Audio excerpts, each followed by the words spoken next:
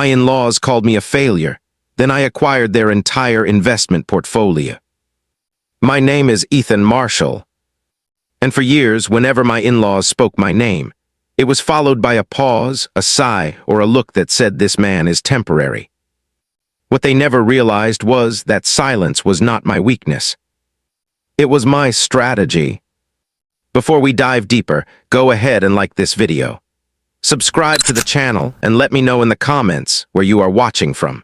We will be excited to have you join our growing family of enthusiasts who enjoy the wonderful stories told on this channel. I met Clara Collins on a rainy afternoon.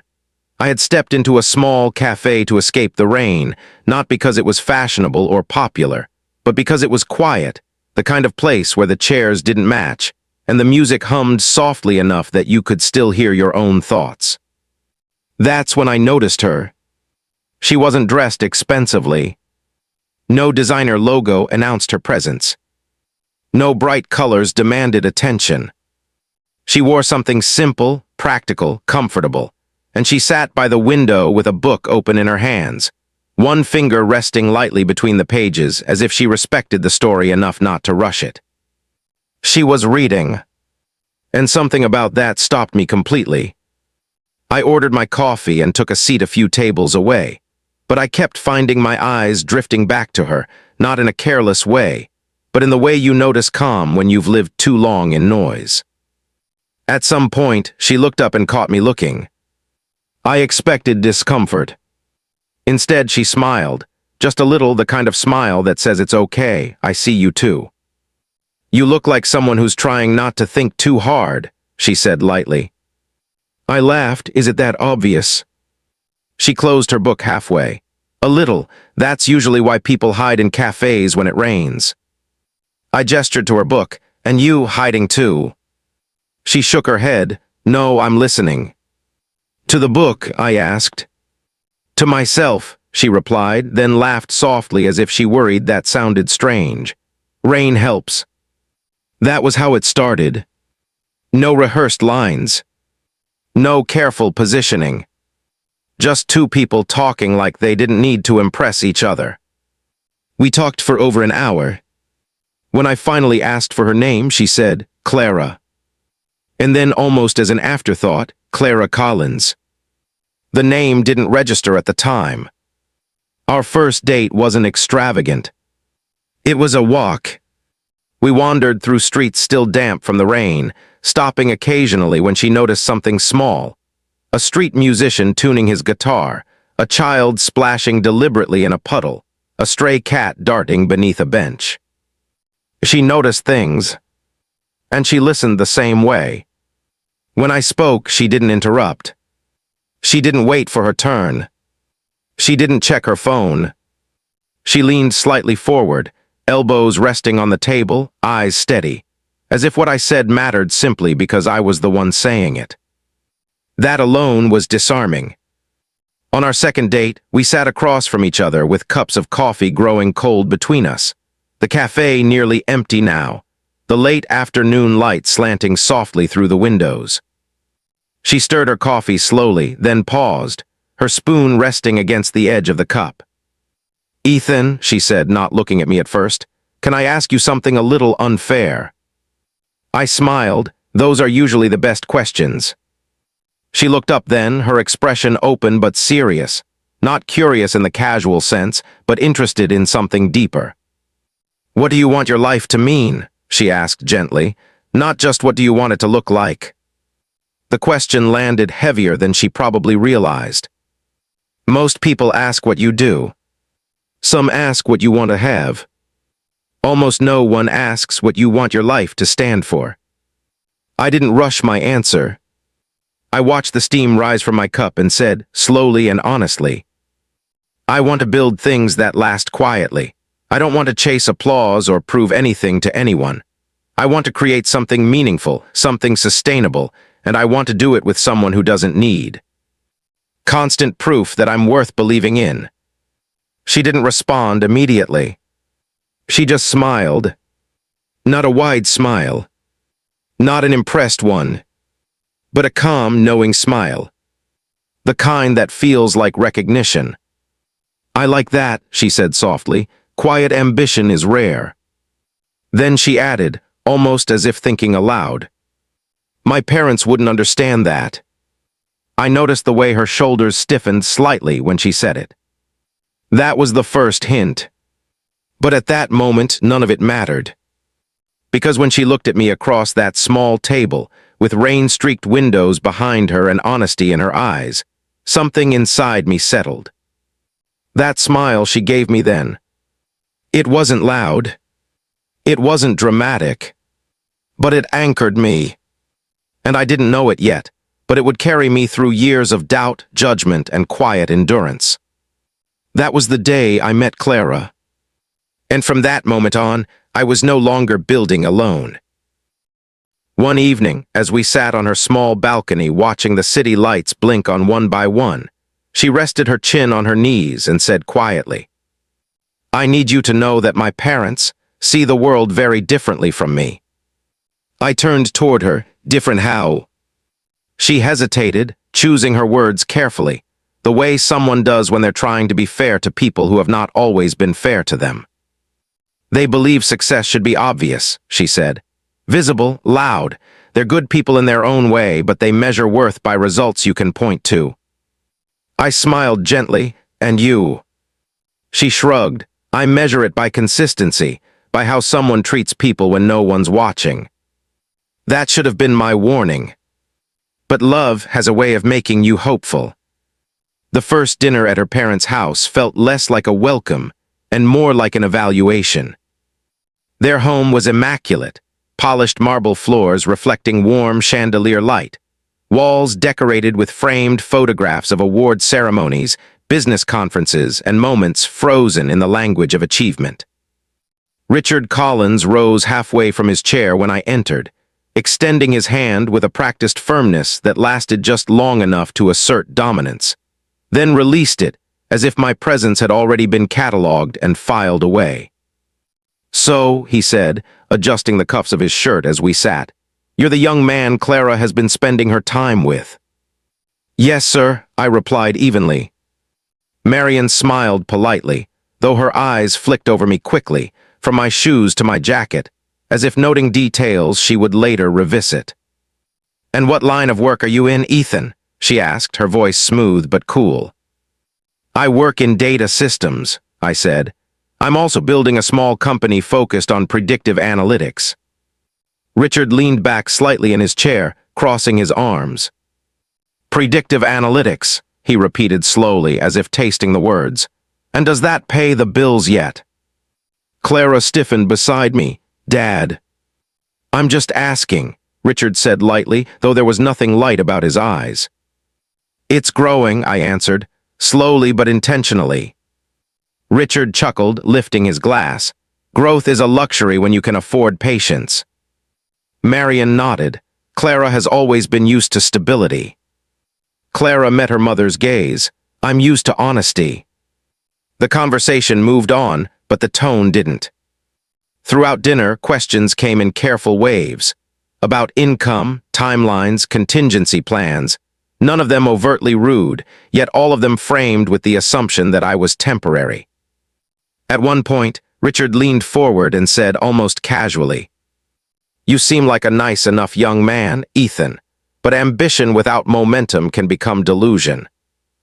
I smiled calmly, even as Clara's hand tightened around mine under the table.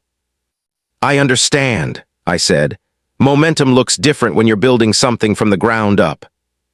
Richard nodded, unconvinced. When dinner finally ended, Marian hugged Clara and kissed her cheek. Then she turned to me and said, with a pleasant smile, Just be good to our daughter. I intend to be, I replied. As we walked back to the car, Clara exhaled slowly, the tension leaving her shoulders. I'm sorry, she said. They can be intense. I looked at her and smiled. It's all right. Not everyone understands quiet progress. She squeezed my hand, her voice steady but warm. I do. And in that moment, I realized something important. Meeting Richard and Marian wasn't just a hurdle. It was the beginning of a long lesson in patience, one I would eventually teach them in return. When Clara told them she wanted to marry me, they didn't yell. They calculated. Richard sat her down like a board meeting. "If you marry Ethan," he said, hands folded, "we will not attend the wedding." Clara blinked. "You're threatening me." "I'm protecting you," Marion said softly. "Love doesn't pay bills." Clara's voice trembled, but not with fear. "Then I'll pay them myself," she said, "and if that means you don't come, then you don't come." Richard stood. "He will drag you down." Clara looked him straight in the eyes. "Or," she said quietly, "he'll rise and you'll regret not believing." They didn't attend the wedding. The day of our wedding arrived without spectacle, without flashing headlines or extravagant expectations, and yet it carried a weight I had never felt before, the kind of weight that comes not from pressure, but from certainty. We chose a small venue tucked away from the city, a place where tall trees leaned toward each other like old friends and the air smelled faintly of rain and fresh leaves, a place that felt honest, untouched by the need to impress. Clara stood in a small room just off the main hall, adjusting the sleeves of her dress with careful hands, her reflection staring back at her with a calm strength that made my chest tighten when I saw her. "You're not nervous," I said softly when I stepped inside. She smiled at me through the mirror. "I am, just not about us." The seats filled slowly with people who mattered, not because of titles but because of presence. Friends who had watched us grow, colleagues who believed in potential, family members who valued love over optics. 2 seats in the front row remained empty. Everyone noticed them. No one mentioned them. As the music began and Clara walked toward me, her steps steady and deliberate, I could see it in her eyes. She wasn't walking toward comfort or approval. She was walking toward commitment. When we exchanged vows, her voice didn't shake. "I choose you," she said clearly, "not for what you can give me, but for who you are when no one is watching." I felt something settle deep inside me at that moment, something unmovable. After the ceremony, there were quiet conversations under string lights, laughter that wasn't forced, toasts that spoke of belief rather than status. Someone asked Clara softly, "Do you wish your parents were here?" She smiled gently, lifting her glass. "They are, just not in the way they expected." Later that night, as we stood alone for a moment, the absence finally spoke louder than words. "They didn't come," I said quietly, not accusing, just acknowledging. Clara took my hand and squeezed it, her grip firm, unwavering. "Then we'll build a life they'll hear about later," she said, "one they can't ignore." In that moment, I understood that the wedding wasn't just the beginning of our marriage. It was the beginning of a quiet defiance, one rooted not in anger but in resolve. And sometimes, the loudest statements are made in silence. Marriage, I quickly learned, did not soften Richard and Marion, it sharpened them. Their absence at our wedding was only the beginning. Now their judgments came with words, carefully measured but heavy with scorn. The first time I experienced it was during a family gathering, a rare event where Clara's cousins and aunts had gathered, and naturally I was present. As I entered the room, Richard didn't rise. He didn't extend a hand. He simply gestured vaguely toward a chair as if saying, "Sit, let's see if you belong." "So Clara," Richard began, his tone casual but slicing, "how is life with Ethan? Still surviving, I hope." Clara, sitting beside me, didn't flinch, but I could feel the tension in the air. I could see her jaw tighten and her fingers curl lightly around mine. "We're doing well, Dad," she said calmly. "Doing well," Marion added, her tone soft but her eyes cold, scanning me as if she could read every ambition and measure it against some impossible standard. "Do you mean surviving on his dreams?" I smiled faintly and leaned back in my chair, keeping my voice even. "We're building steadily, Mrs. Collins, it's working." Richard chuckled, a sound that was meant to mock. "Building, yes, but can he provide for Clara the way we could?" Clara turned to him sharply, her voice low but fierce. "Father, I married him because he loves me and treats me with respect, not because he fits some checklist of wealth and prestige. Ethan provides more than you ever will. He provides honesty, patience, and partnership. Her words drew a few murmurs from the room, some approving, some nervous, but Richard's smirk didn't falter. Partnership, he repeated. Sounds nice in theory, my dear, but life is measured by results, and results are very loud, very visible. They can't be quiet or whispered under a cup of coffee. I could see Clara's cheeks flush with both anger and embarrassment, but she didn't retreat. Instead, she leaned slightly closer to me, brushing her hand against mine under the table, a small gesture but full of courage. I don't measure my life by your standards, Father, she said, her voice steady. I measure mine by love, integrity, and loyalty. Ethan exemplifies all of them. Richard's laughter was sharp now, more like a bark. We'll see if that lasts, Clara. We'll see if his ambitions have the teeth to match our investments. I stayed silent, letting Clara handle the verbal defense for the both of us. My smile never wavered, though inside, I was already calculating the steps we would take, the ways I would prove that the quietest men are often the most powerful. Later, as the family gathering broke up and we walked to our car, Clara sighed and whispered, I can't believe they still think you're nothing. I took her hand and held it gently. Let them think what they want. Their words are empty. Our work is what will speak in the end. And so, even as the Collinses laughed behind their polished veneers, mocking my ambition and dismissing my potential, Clara's belief in me became my shield and my resolve hardened. It was in that environment of scorn that I realized true power isn't announced. It's earned quietly, step by step, until even the loudest voices have no choice but to acknowledge it. After months of quiet work, the office lights often burned past midnight, and the city outside the glass walls seemed oblivious to the small but determined movement taking place within. Clara would stay by my side, her hand brushing my shoulder as I typed out projections, sketched interface flows, or spoke to potential investors over the phone. Ethan, you've been at it for 10 hours straight, she would say softly, tucking a loose strand of hair behind her ear. Maybe take a break. I'd shake my head, smiling faintly. I can't. Every day counts. Every detail counts. The app won't build itself. She leaned closer, resting her forehead briefly against my shoulder. I know. I wish your parents-in-law could see you now. I laughed quietly. They see me, they just don't know it yet. Richard and Marion continued to voice their skepticism, both privately through Clara and indirectly through the subtle barbs they threw during gatherings. One evening, Clara relayed a conversation from her father.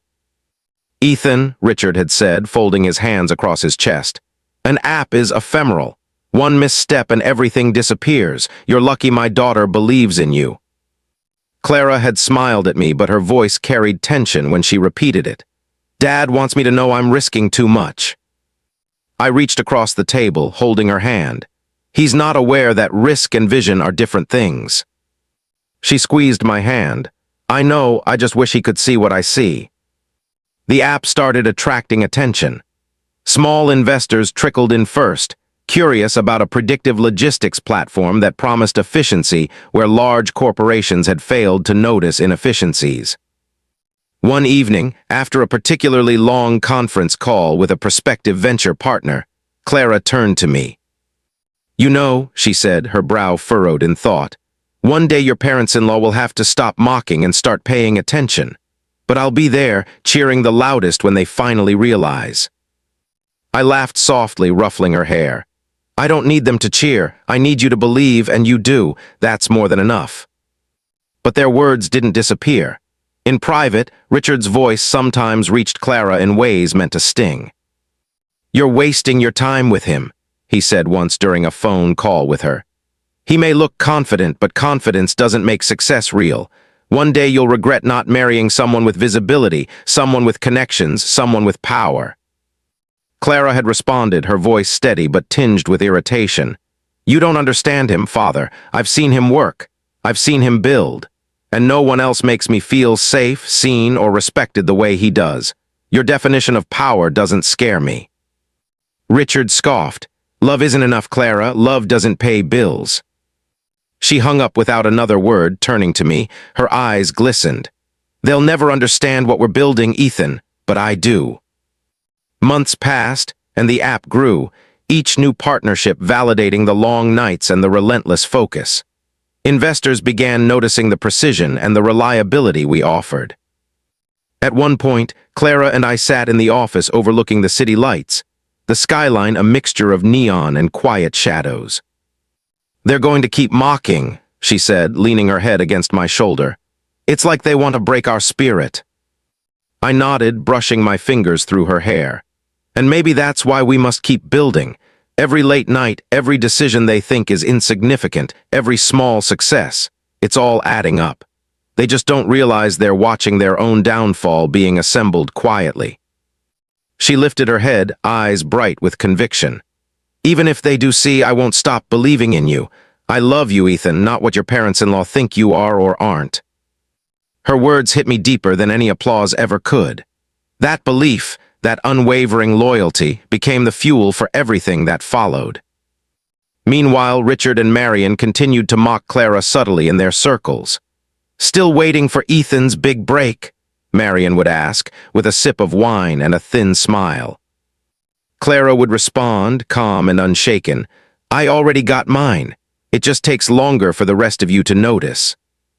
I stayed mostly silent, letting Clara handle the verbal defenses, knowing full well that the day would come when silence would speak louder than words. And it did. The moment we had been building toward, silently, steadily, finally arrived. It wasn't announced with fanfare. There were no media flashes or red carpets. It was quiet, strategic, deliberate, and devastatingly effective. I sat in my office late one evening, Clara beside me, reviewing the latest reports from our investment consortium. The city lights spilled through the floor-to-ceiling windows, painting everything in shades of gold and shadow. "Ethan, are you sure this is the right time?" Clara asked softly, her hand resting lightly on my forearm. She had been my anchor from the beginning, the one who believed when the world doubted. I didn't look away from the screen. Every move has been calculated for years. Every conversation, every delay, every skeptical glance from your parents, it's all part of the plan. The timing is perfect. Her brow furrowed slightly, and they'll never see it coming. "They'll see it," I said quietly, a small, controlled smile forming, "but only when it's too late." 2 weeks later, the news went public. Headlines splashed across financial networks. Collins & Collins investment portfolio, acquired by emerging consortium. The man once called a failure now owns what was thought untouchable. Richard and Marion read it first in their office, the morning sun catching on the polished mahogany of their conference table. Marion's coffee cup shook slightly in her hands. "Richard, this can't be right. Who did this?" Richard's face turned pale. He slammed his hand down on the table.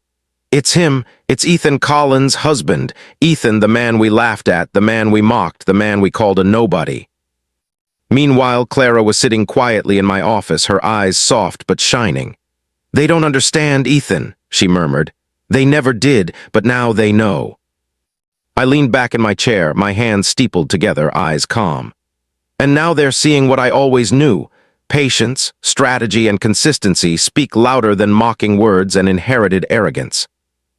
That evening, Richard called Clara, his voice a mixture of disbelief, anger, and fear. "Clara, this isn't right. How did he? Ethan, tell me how this happened."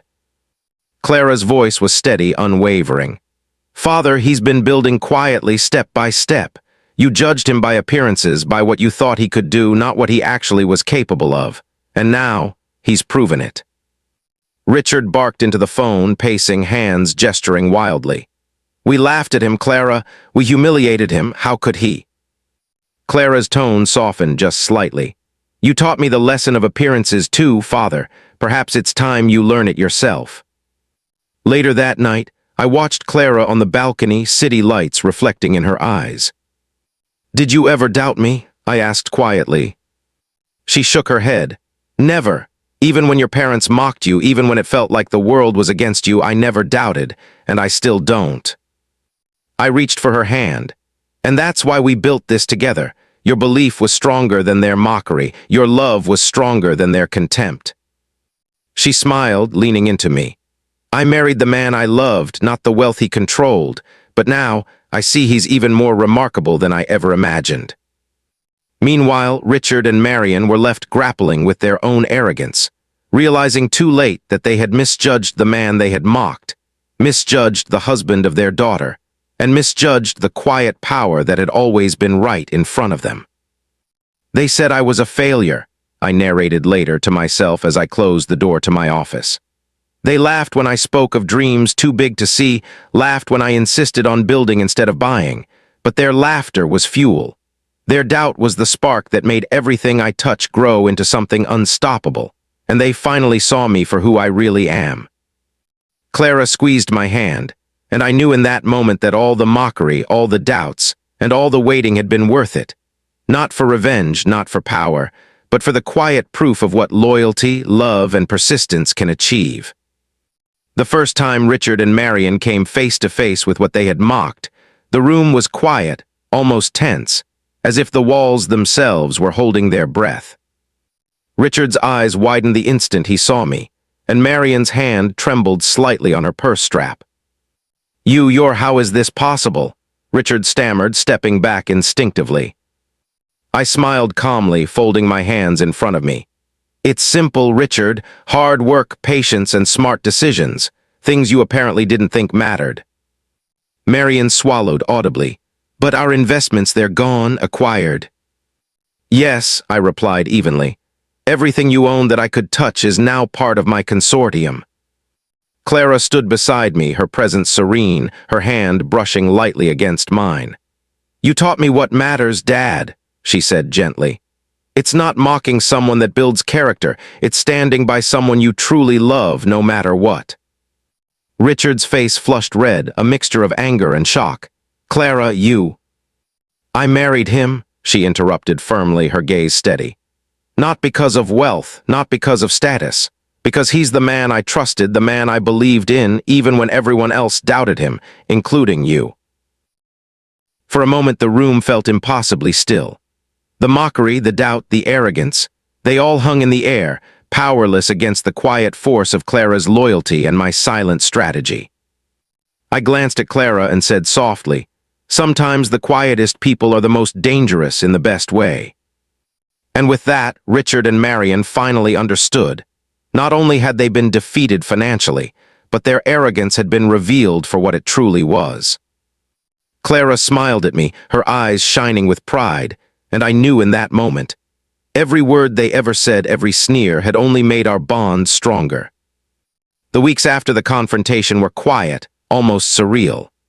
Richard and Marion had retreated into their own worlds, their pride bruised, their arrogance exposed, while Clara and I moved forward, not with vengeance, but with purpose and the kind of peace that comes when you've endured the storm together. One evening, we sat on the balcony of our penthouse, the city lights flickering like distant stars, the night air cool against our skin. Clara leaned against me, her head resting on my shoulder. "You know," she whispered, her voice soft, "I fell in love with the man I knew, not the man everyone else thought he should be."